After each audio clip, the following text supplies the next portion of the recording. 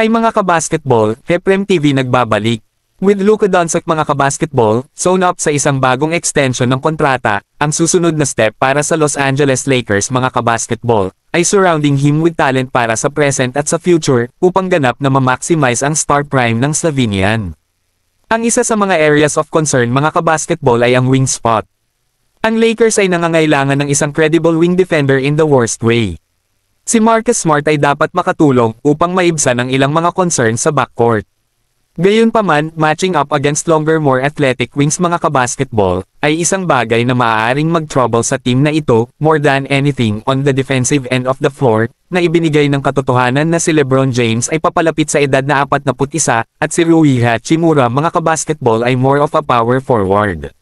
Si Brett Siegel ng Clutch Points mga kabasketball, ay gumawa ng kaunting lap around the NBA landscape na naghahanap ng mga prominent storylines at posibleng mga transaksyon bago ang pagsisimula ng regular season, simula sa susunod na buwan.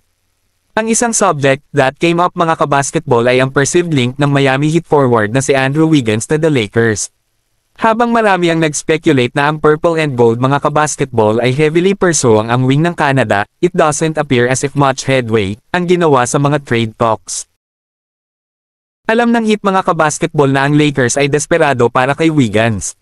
Tulad nito, ito lamang ang smart thing to hold that over LA head, sa pamamagitan ng paghingi ng higit pa, more than would be most likely accepted. Kailangang isama si Hachimura sa deal.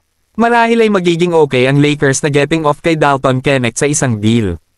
Kahit na iyon ang kaso, magagawa na ang Miami ay naghahanap ng extra draft compensation in the form ng isang first round pick. That asking price mga kabasketball, may be a bit too rich for Rob Pelinka's blood.